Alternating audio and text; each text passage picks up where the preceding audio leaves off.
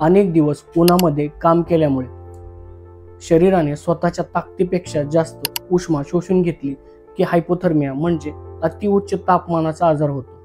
शरीराचे तापमान प्रमाणाबाहेर वाढले की शरीराचे तापमान कंट्रोल करण्याची यंत्रणा ही कोलमडते। उष्माघात म्हणजे सनस्ट्रोक, हीट स्ट्रोक आहे। ही एक जीवघातक अशी परिस्थिती आहे।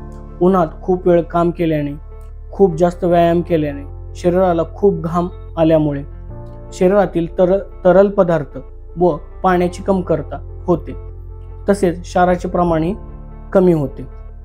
यामध्ये मृत्यूचे कारण म्हणजे इन्सेफॅलोपॅथी म्हणजेच मेंदूवर सूज येणे अशी आहे। याची सुरुवात चक्कर येणे, मेंदूला सूज येणे, घाम येणे, थकल्यासारखे वाटणे, वारंवार उलटी होणे, दरारून घाम फुटणे, चक्कर येणे, गप्प पडणे, स्नायूंना आकडी येणे अशी लक्षणे दिसतात।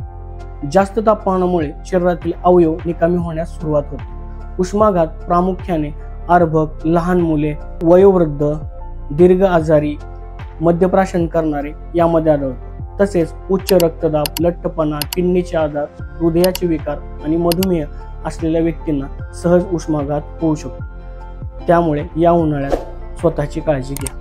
अशा व्हिडिओसाठी प्लीज लाईक करा, शेअर करा, सबस्क्राईब करा।